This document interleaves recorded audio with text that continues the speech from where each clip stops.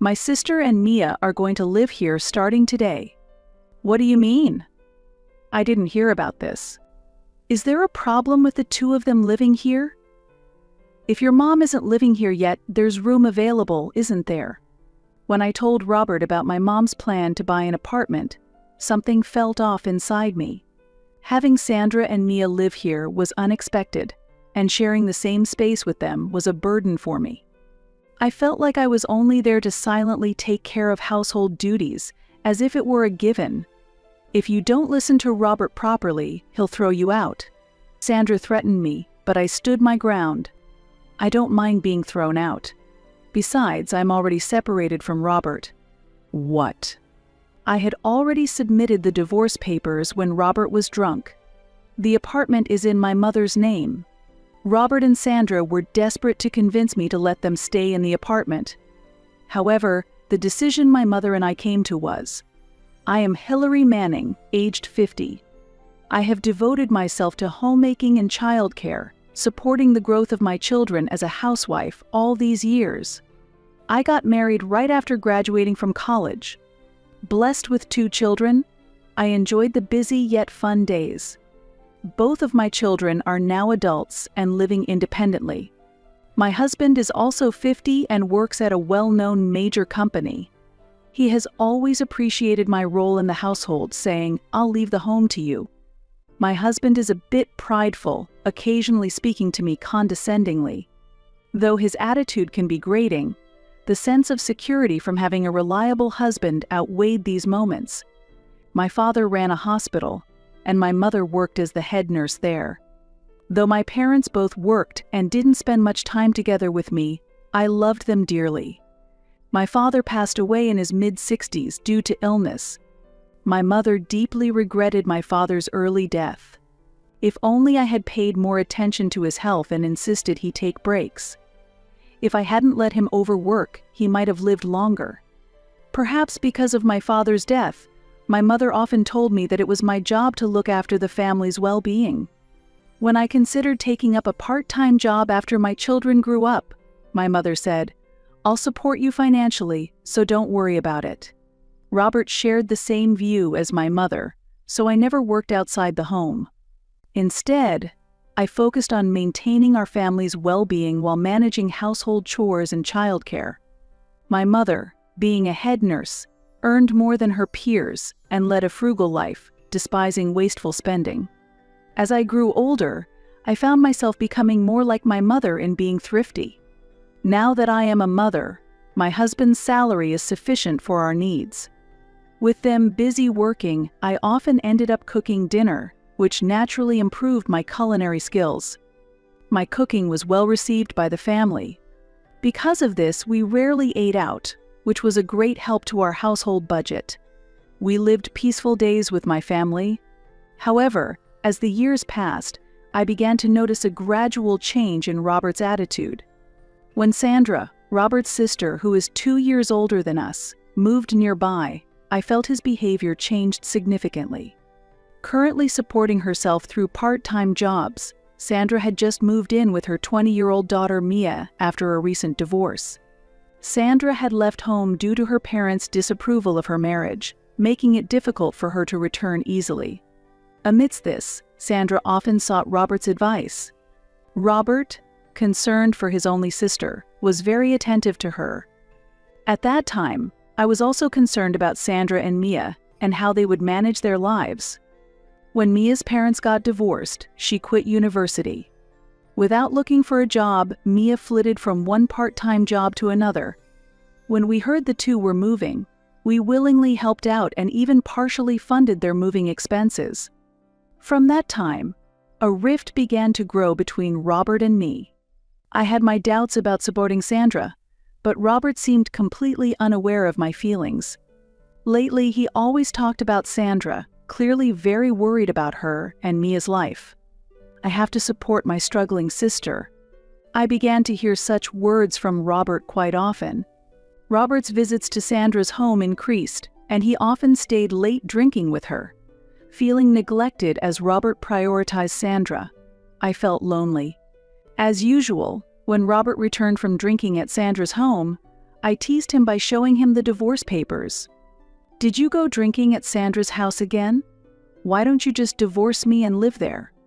Maybe you're right. Should I just sign this?" Drunk, Robert wasn't thinking straight and began to sign his name on the divorce papers. Despite being drunk, I was left speechless with surprise and confusion. In the morning, Robert acted as if nothing had happened, going about his usual routine. However, I was harboring a great deal of anxiety. The thought that he might continue to prioritize Sandra's life over mine, possibly leading to irreversible consequences, grew stronger each day. So, I decided to have a serious talk with Robert. I told him that I understood his desire to help Sandra and that I wasn't trying to negate that feeling, but I wanted him to also cherish me. I carefully chose my words, hoping we could reevaluate our relationship. "I understand that your sister is going through a tough time, but do you really need to go this far? I wish you'd care about me as much as you do about her." "Why do I have to hear this?" Robert's expression darkened. "Isn't it too much for her to rely on you just because she's divorced? Have you forgotten that I exist?" My words struck a nerve, and Robert suddenly became furious, slamming the table. Then his face turned bright red, and he began to shout angrily, "How would a housewife like you understand my sister's struggles? How can you even say that?" With that, he stormed out of the house. I wondered if I had gone too far, but I was furious that Robert could dismiss me like this.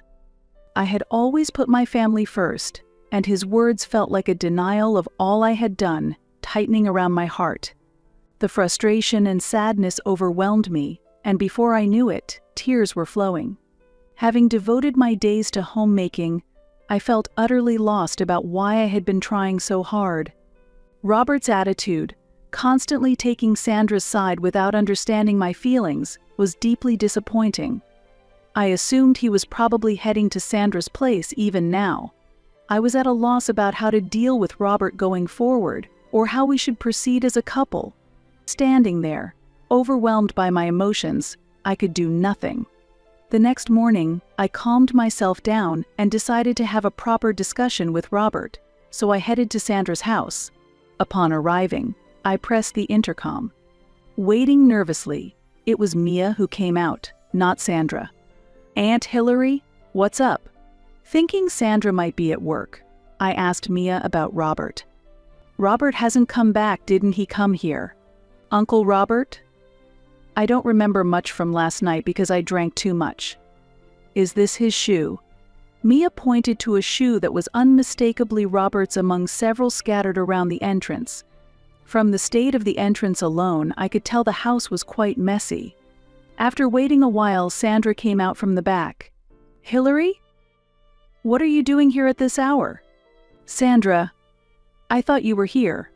Robert hasn't come home, so I wondered if he might be here."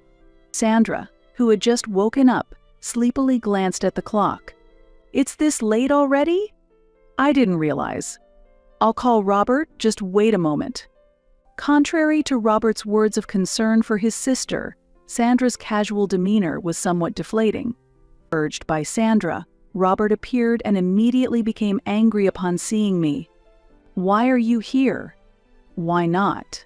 You didn't contact me, and I was worried. Have you been drinking too much?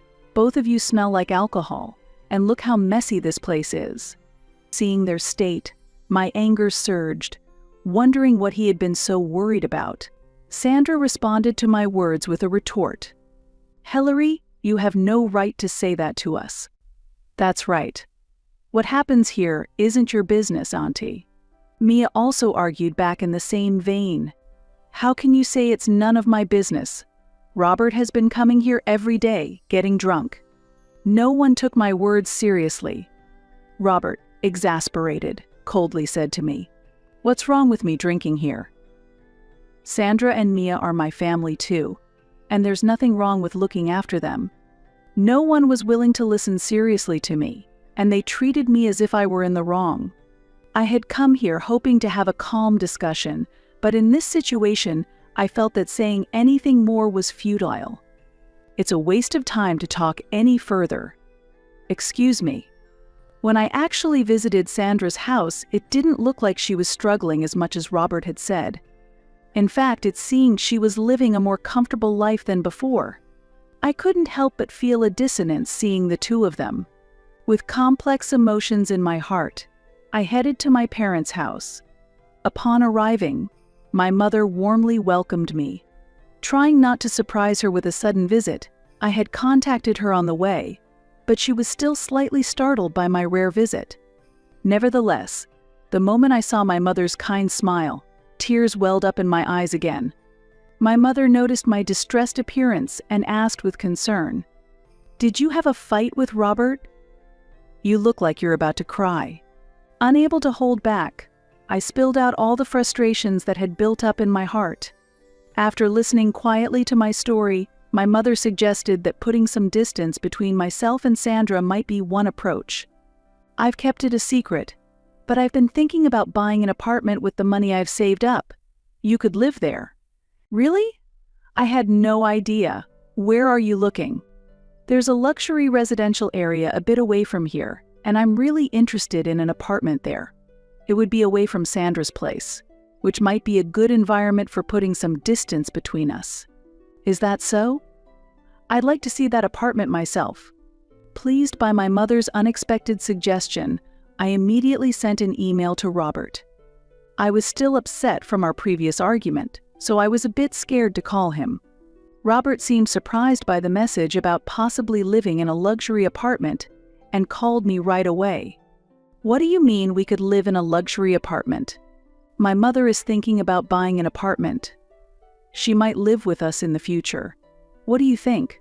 She's also willing to help with the costs. If it's not right away, I think that's fine." While we were talking on the phone, my mother spoke up from behind me. "Don't worry about me, you two should live there." Robert, hearing my mother's voice, seemed pleased, even over the phone. I felt a bit uncomfortable with his reaction. Later, the purchase of the apartment went smoothly, and we moved without any issues. Soon after, the discomfort I felt became a reality in front of me. While organizing the boxes that arrived at the apartment, I noticed some items that I definitely hadn't sent. Confused by the unexpected situation, I nervously asked Robert, "This isn't something I sent. Do you know anything about it?" Right as I asked, the intercom rang. Looking at the monitor, I saw Sandra and Mia. "We're here." Robert told us to come. "Why are Sandra and Mia here?" I was frozen in place, not understanding what was happening. As I stood there, Robert opened the door, and they entered. "This place is great. The view is amazing. Robert, it's incredible you bought an apartment in such a prime location." They said this while looking excited and having fun. Seeing this, my confusion only deepened. "Robert, can you explain what's going on?" When I asked with a puzzled look, Robert answered nonchalantly, "My sister and Mia are going to live here starting today." "What do you mean? I haven't heard anything about this. Is there a problem with them living here? If your mother isn't here yet, there are spare rooms, aren't there? Hillary, were you planning to live here with your mother? It's insensitive to move in as a daughter-in-law. Sandra, haven't you heard? This apartment is." Just as I was about to explain to Sandra, Robert interrupted. "Can't we talk about this stuffy stuff later? What is Robert thinking? What did he tell them to make them think they could live together like this? They probably think Robert bought the apartment, not knowing my mother did." I felt a surge of anger at Robert's reckless behavior. However, I reminded myself to stay calm. "I'll be staying at my parents' house for a while, so please make yourselves at home." With that, I left the house. Feeling unsettled, I went back to my parents' house and told my mother everything. My mother and I decided to make Robert and the others see the consequences of their actions. A few days later, I visited the apartment to check on things. I saw Sandra and Mia acting as if they owned the place. The apartment was a mess. It seemed no one had cleaned it since I left. "Hillary, welcome back. The house is a mess because you weren't here. If you don't clean, this is what happens." Why haven't you cleaned? Cleaning is your job, Hillary. It would be wrong for us to take that away from you. Sandra said mockingly as Robert came in. How long will you keep running back to your parents? What are you thinking, leaving the house like this? There's a backlog of chores, so get them done. Sandra nodded as if agreeing with him. If you don't listen to Robert, he'll throw you out. Sandra threatened me, but I stood my ground. I don't mind being thrown out. Besides, I'm already separated from Robert. What? Robert and Sandra looked at each other in surprise. What are you talking about, Hillary? What do you mean you're separated from me? I haven't been consulted about your sister and her daughter moving in here. So I decided to go ahead with the divorce without consulting you. A divorce isn't something you can just decide on your own. Robert seemed to have no recollection of drunkenly signing the divorce papers. However, Robert's name was clearly written on the divorce form. I added my own name, submitted the form, and the divorce was finalized. When I discussed it with my mother at her house, she supported the decision to divorce Robert. She too was fed up with Robert's behavior and understood that staying together would only bring more suffering. When I explained to Robert the circumstances under which the divorce papers were filed, his expression changed drastically. Did we really get divorced? What are we going to do now? What do you mean? What are we going to do? This apartment was bought by my mother, so you will need to leave. What are you talking about? Sandra and Mia's expressions also changed as they listened. Leave? Wasn't this apartment bought by Robert? Is it true that Hillary's mom bought it? Didn't Uncle say he bought it with his money? Faced with their barrage of questions, Robert looked down, unable to respond. He must have lied about buying it himself to save face. He hadn't anticipated that being confronted with a divorce would mean he'd have to leave. Indeed, Robert worked at a major company, but not everyone there is on the elite track. I knew from a friend, who happens to be the wife of one of Robert's colleagues, that he was not on the elite track. In fact, Robert's salary was one of the lowest among his peers. I had managed his salary well and saved up enough, enabling us to live comfortably even without me working. Unaware of these facts, Sandra and Mia looked dissatisfied.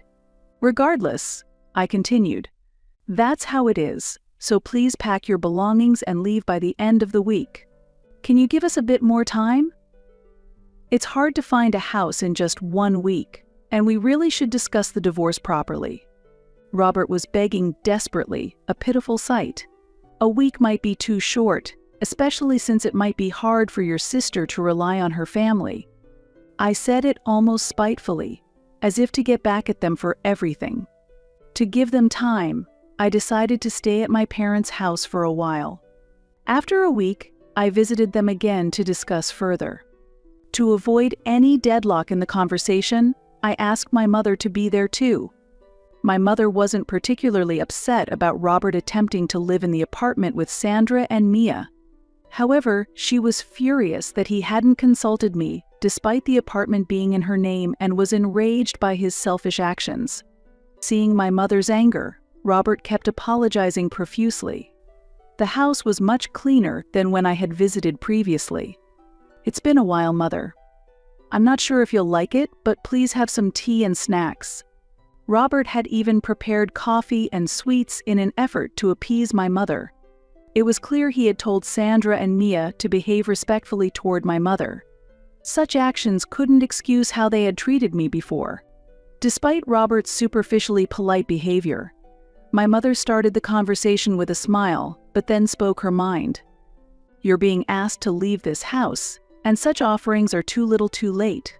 I didn't mean to divorce Hillary for real. It was just a talk when I was a bit drunk. I'd like to continue living here. Did he really think we could start over? Was he just afraid of losing the apartment? My mother retorted. You intend to continue living here together? I know how you've belittled Hillary for all she's done for the family, managing the household and childcare. Hearing my mother's words, Robert glared at me. Are you tattling to your parents like a child about our marital arguments? I can't believe you discuss such things with your parents. That's why you're said to not understand the hardships of society, Sandra interjected. At this, my mother's face turned dark with anger and she shouted, "Don't you dare interrupt." Startled by my mother's intensity, Sandra momentarily stopped speaking. However, Sandra couldn't back down easily and began to argue back. "If you're telling me to be quiet, shouldn't you also keep quiet? Isn't this a matter between Robert and Hillary?" "Why do you always talk like that, Sandra?" I shot back strongly. Sandra, as an older sister, should not be criticizing others. "Do you think I don't know what kind of life you really lead, Sandra? What real life are you talking about? I heard from Robert that you were juggling several part-time jobs, but that's not true, is it? You sleep till noon and then go to the casinos, don't you?" Surprised by where I had learned this, Sandra was at a loss for words. Robert listened incredulously. "Is what Hillary saying true? Weren't you struggling with your security job because it was tough?" Sandra, looking down, replied, "I was sleeping while working late, so they let me go." I was astonished to hear for the first time why Sandra quit her job. It was shockingly irresponsible. Since then, Sandra seemed to have repeated problems such as being late for interviews and complaining about the hourly wage while looking for other part-time jobs. As a result, she ended up in her current sloppy lifestyle as she couldn't find anywhere to work. Robert listened to this with a stern face throughout. It seemed he was annoyed to have been lied to by Sandra. My mother thought enough was enough and turned towards Robert to change the subject. "Robert, everyone, whether a homemaker or someone who works outside, does something respectable. It's a big mistake to think only those who earn money face hardships." I felt like crying at my mother's words. She wasn't wrong. I had worked hard at housework and childcare, struggling but earnestly trying to protect my family. Unlike company employees who have days off, I also managed school activities for the children and relations with relatives on top of everything else. My mother continued. "Even from my perspective, Hillary has done a commendable job as a homemaker. A husband who cannot appreciate that is failing his duties." My mother's words weighed heavily on Robert. Being faced with such a valid argument, he had no room for defense. "You lack understanding of a homemaker's life, and I don't see how you can comprehend Hillary moving forward. Divorce seems to be the only option. Does this mean I can't live here anymore?" Robert's voice trembled slightly. My mother began speaking in a calmer tone. "If you want to live here, there's a condition. You need to transfer the apartment's deed to your name and take care of the mortgage. Then, there shouldn't be any problem." The three of them were surprised by such a proposal from my mother but soon smiled. "Please let us do that. I will take responsibility for the payments." "Robert, that's great. Now, you don't have to move. I've been bragging about this house to my friends, so I'm relieved we don't have to leave." The three of them were innocently happy. They didn't realize what reality awaited them, thinking they had secured the house like a trophy. Afterward, I decided to live with my mother at her house. For now, we planned to transfer the apartment's deed from my mother to Robert and discuss the property handling later. A while later, Robert called my mobile. Since that incident, I hadn't wanted any contact with him, and I could guess why he was calling. I ignored the phone. However, as he kept calling persistently, I felt I had no choice but to answer. Right from the start, Robert's shouting filled my ear. "Why aren't you answering after I called so many times? And what's with the mortgage amount? You were the one who agreed to change the deed and take over the payments? I didn't know about the $4,000 mortgage. There's no way I can pay that much." When planning my revenge against Robert together with my mother, I had anticipated Robert's desire for the luxury apartment, so I had only paid a down payment of $10,000. Since I had no intention of reconciling with Robert, I had told my mother to pay the minimum possible down payment. "Since Sandra is there, why don't the two of you split it? I can't ask my sister to do that." According to Robert, Sandra and Mia were still living off his salary without learning their lesson. They wanted to dress appropriately for their prestigious address and kept making Robert pay for their branded purchases. Despite repeatedly telling Sandra to find a stable job, she not only refused but also made excuses for not working. Being a homemaker is a real job too. Didn't Hillary's mother say that? I had to laugh at Sandra's convenient interpretation of my mother's words. That was a context meant for those married and managing households, not quite the same for divorced Sandra. Robert, as if seeking help, pleaded with me. Can you ask your mother for some financial assistance, even a little? Why should my mother help? Ask your own parents. Don't involve me or my family. Don't say things like that. Frustrated, I ended the call abruptly. All that remained was to proceed with the division of assets. With no income of his own, the property settlement would only add to Robert's financial burdens, making his future even more difficult. This was the result of Robert underestimating me. Unable to depend on anyone, Robert continued to struggle with the mortgage payments. Meanwhile, Sandra and Mia's spending habits remained unchanged, with Sandra still not working and going to casinos. When she won at casinos, she spent all her money on her favorite brands. Every time Robert asked for my mother's help, he also shared his troubles, which I had no intention of listening to. No matter how much he pleaded, I had no intention of helping Robert. Impatient, Robert had apparently told Mia to earn money by working at a nightclub if she wanted to keep living in the apartment. This led to a huge argument between him and Sandra, escalating to the point where the police were called to their home. Unable to make further mortgage payments, the three decided to give up their life in the luxury apartment. By that time, it seems the mortgage payments had been missed for 4 months. I felt a bit sorry for the pitiful trio, thinking that if they had realized their limits sooner, they could have made this decision earlier. Now, the three of them are living separately. Since I have settled the property division with Robert, I likely won't have to see or talk to him again. Nor will I have anything to do with Sandra or Mia. I felt a sense of relief and clarity in my heart. After divorcing Robert, I had resumed my studies in nutrition. I had studied to become a registered dietitian in college and had already obtained my license. Even after getting married, I continued my studies whenever I had time. Now, after the divorce, I truly appreciate the value of this qualification.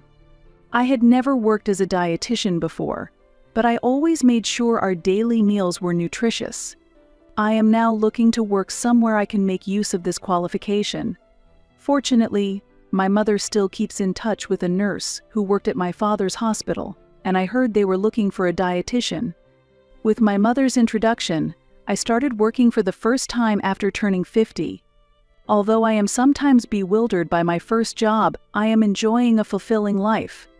I also accumulated a year of practical experience and passed the national exam to become a registered dietitian.